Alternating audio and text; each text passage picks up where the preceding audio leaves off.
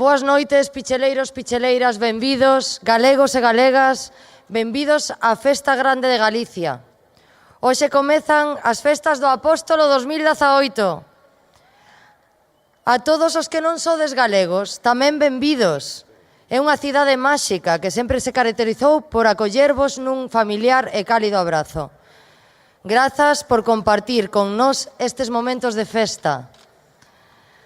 Como picheleira de pura cepa que son, os que me coñecedes o sabedes, os que non, tédelo claro agora, emocióname moito estar aquí esta noite. Grazas ao Concello e a todos os santiagueses por este privilexio.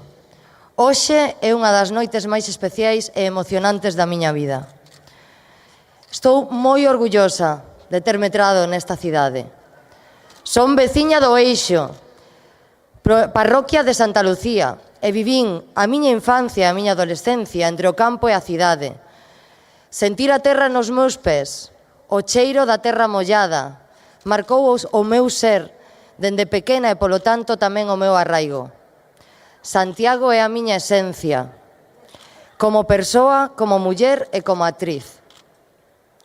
Levo xa 11 anos fora do meu lar e a morriña, amigos, a morriña existe, a morriña para min é algo moi tanxible. Boto en falta moitísimas cousas. Boto en falta a néboa dos días de inverno que se mistura coa pedra e coas luces alaranxadas da cidade. Non sei se algunha vez reparastes neso. A boa comida, por suposto. En Madrid non se come ben. Boto en falta tamén os días de sol primaverais, onde as terrazas saen á rúa e a música emerxe en cada rincón da cidade. E todos nós saímos emocionados á rúa vendo un raíño de sol a disfrutar desa luz e dese cambio de estación.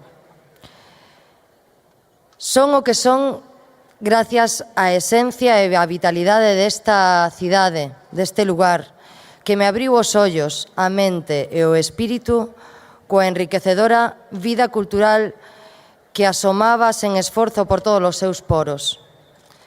Dende festivais como En Pé de Pedra, Cine Europa ou Cortocircuito, ata a Sala NASA, a Sala Galán ou o Teatro Principal ou o Salón Teatro, que me deron estes últimos a oportunidade de dar os meus primeiros pasos como creadora, e tiñades que ver como.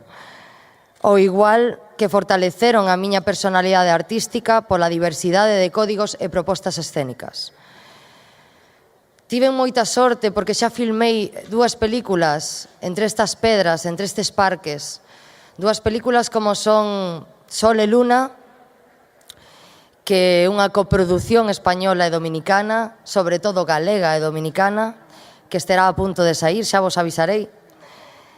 E dende logo eu penso que hai poucos lugares no mundo tan auténticos e tan cinematográficos como este.